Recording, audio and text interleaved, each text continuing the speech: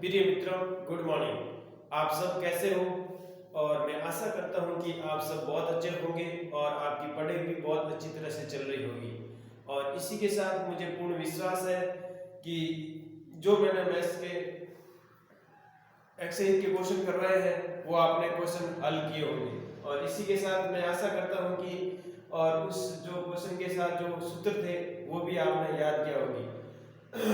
अब देखो, अपन 11 प्रश्नावली के 11.1 के क्वेश्चन अपन 5 कंप्लीट कर चुके हैं।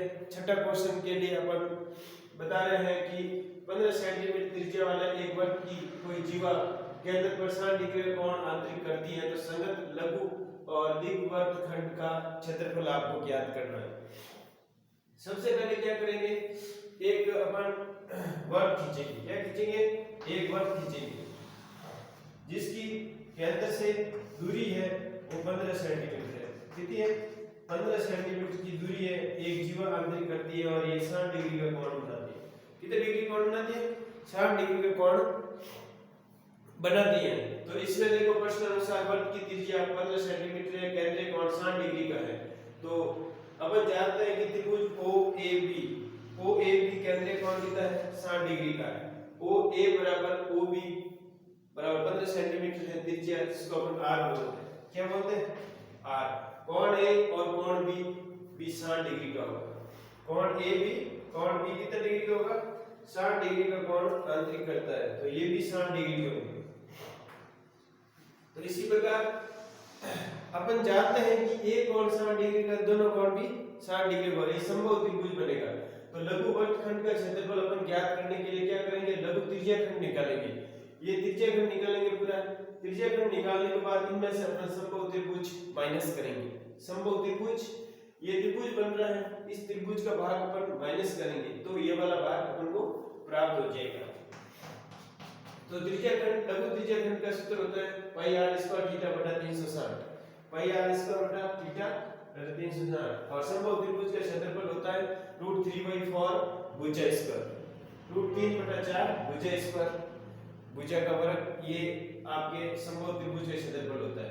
पाई का मान लेने का, पाई का मान 3.14 रखना है और √3 का मान 1.73 रखना है।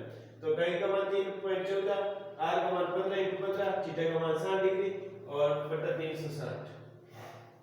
माइनस करना है √3 का मान 1.73 बटा 4, 15 × 15, ये हो गया।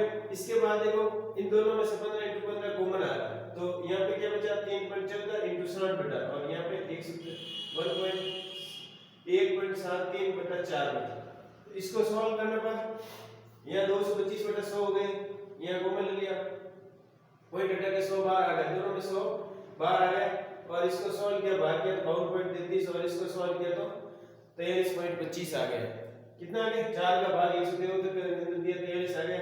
और 6 × इसको 60 किया तो ये आ गया। इनको सॉल्व किया तो आपके 20 पॉइंट, इसे भाग देने के बाद सॉल्व करने के बाद गुणा किया तो 20.43 सेंटीमीटर स्क्वायर आ गया, जो एक वर्गखंड का क्षेत्रफल है, लघु वर्गखंड का क्षेत्रफल है।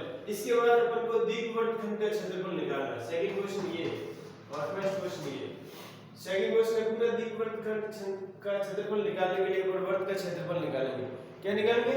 वर्ग का क्षेत्रफल में से माइनस लघु वर्गखंड का क्षेत्रफल, ये माइनस कर लेंगे तो ये वाला पूरा वाला भाग अपन को प्राप्त हो जाएगा। तो वर्ग का क्षेत्रफल पाई r स्क्वायर होता है और इसका अपन क्षेत्रफल निकाल चुके हैं। 20 पॉइंट कितना आ गया? 20 पॉइंट, ये आ गया 20 पॉइंट कितना आ गया?